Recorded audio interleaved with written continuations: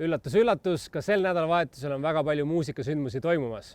Mida külastada võiks, sellest lähemalt nüüd. Alustame seekord tõeliste Eesti rockilegendidega. Reedel tähistab oma 40. tegutsemisaastat Eesti vast kõige legendaarsem pungibänd JMKE.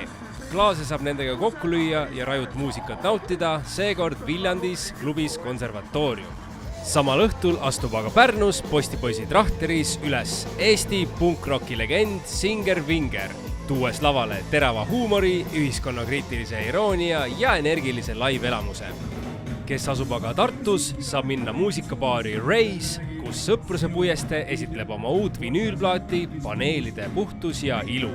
Mõnus võimalus kuulda bändi värsket loomingut väga intiimses miljöös. Kui ihkad aga veidi traadisemat soundi, siis ootab sind reedel Tartus hoopis Genialistide klubi. Üles astub üle pika aja Giuseppe Perverdi Big Band ja temaga koos ka Sahir. Tallinnast asub aga reede õhtul sammud seada uude lainesse, kus kohtuvad üks Eesti alustalasid Ans Andur ja mõnusalt psühhedeelne Shelton Sun.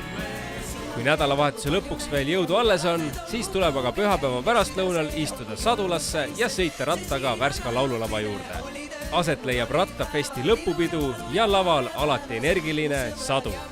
Pisut mahedamale lainele minnes saab laupäeva pärastlõunal nautida Hedvig Hansonit koos klaveriga Luke majas Tartumaal. Miks mitte lubada endale üks kevadine pärastlõuna kaunis mõisa miljöös.